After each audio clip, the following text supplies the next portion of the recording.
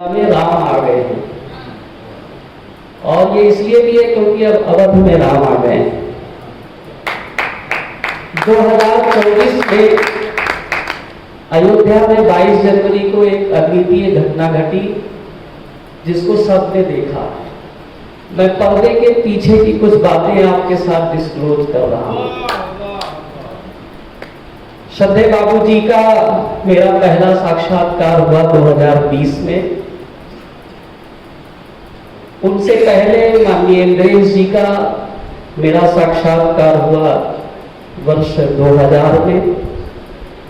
और एक तीसरे महापुरुष जिनका मैं नाम लेने जा रहा हूं वो संघ के सरकारवा थे माननीय एच.वी. शेषाद्री जी।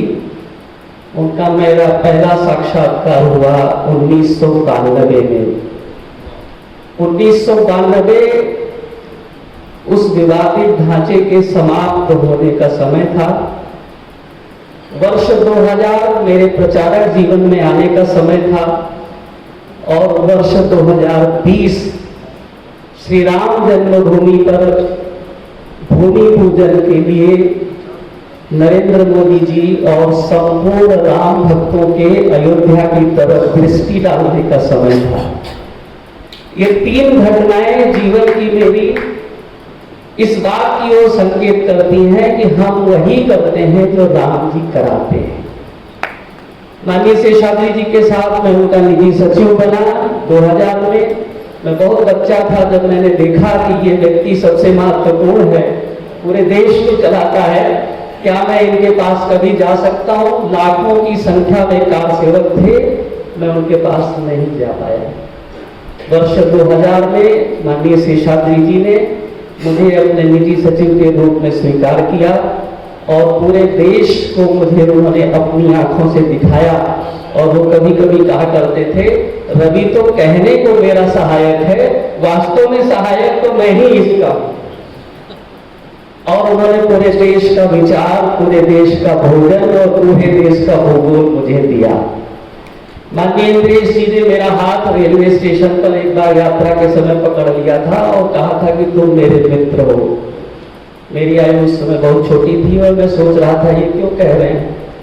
परंतु 2020 में माननीय इंद्रेश जी और माननीय जगदीश मित्तल जी आप दोनों मुझसे एक साथ मिले और माननीय इंद्रेश जी ने मेरा हाथ बाबूजी के हाथ में पकड़ा कर कहा, मुझसे कहा कि ये जो कहेंगे वो करना। 20 वर्ष के बाद उस घटना ने अपना रूप दिखाया जिसके बारे में मैं सोचता था कि आखिर ये मुझे क्यों कह रहे हैं कि ये मेरा मित्र है।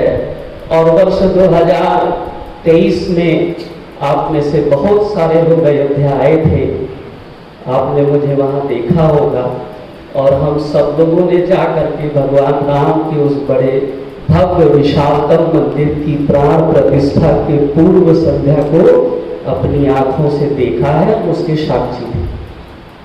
अब जो पर्दे के पीछे वाली बात है मैं उसको कहकर अपनी वाणी को विराम देता हूं। 2024 में अयोध्या की लोकसभा चुनाव का जो परिणाम रहा हुआ आप सबको पता है। परंतु भगवान राम प्राण प्रतिष्ठित होकर के जिस शहर में विराजमान हो, उस शहर की कोई भी घटना क्या राम की इच्छा के बिना हो सकती है। अगर कुछ भी परिणाम किसी भी तरीके का है तो इसका अर्थ है कि वो सदियों सदियों तक किसी बात की ओर राम जी संकेत करना चाहते हैं, कुछ बताना चाहते हैं, कुछ कराना चाहते हैं। और उसका प्रमाण मिला केवल चुनाव परिणाम के 1 महीने के बाद जब भारत की संसद में नेता प्रतिपक्ष ने, याद करिए, नेता प्रतिपक्ष ने भारत की संसद में बात करते हुए ये कहा कि जिस स्थान पर राम भगवान का जन्म हुआ है वहां पर भाजपा हार गई है। ये कौन बोला? जो राम की अस्तित्व पर प्रश्न करते थे उनके नेता ने कहा कि जहां राम का जन्म हुआ है वहां भाजपा हार गई है। महत्वपूर्ण ये नहीं है कि कौन हार गया है, महत्वपूर्ण ये है कि जिस व्यक्ति ने बोला उसकी मां क्रिश्चियन है और उसका बाबा मुस्लिम है, हमने सारे संसार को स्वीकार करते हुए देखा है कि अयोध्या में भगवान राम का जन्म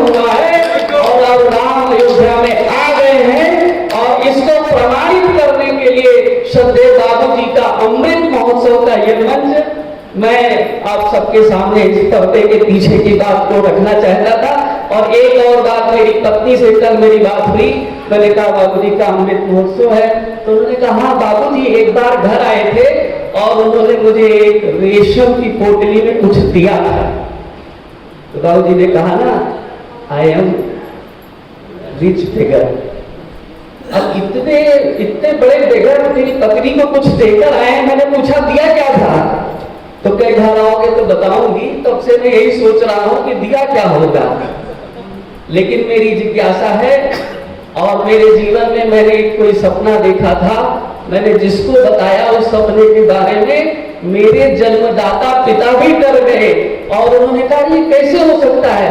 लेकिन मैंने जब बाबूजी को बताया तो इन्होंने मेरे सिर पर स्नेह से हाथ फेरा और कहा तुम्हारा ये सपना जरूर पूरा होगा। इसीलिए वो मेरे भी बाबूजी हैं, इसीलिए मेरी पत्नी भी उनको बाबूजी कहती है और हम सब लोग उसी स्नेही संबंधों के कारण से उनको बाबूजी कहते हैं। ये अमृत महोत्सव की बधाई उनको नहीं है, उनके इस अमृत महोत्सव की बधाई हम सबको है। ऐसे बाबूजी हमारा सानिध्य निरंतर हमें आशीर्वाद देते रहे, स्नेह देते रहे, जिससे हम राम मंदिर के बाद राष्ट्र मंदिर की आधारशिला रखकर और अपने इस लक्ष्य को पूरा कर सके। भारत माता की, श्री अयोध्या धाम की, श्री राम जन्मभूमि की जय श्री राम।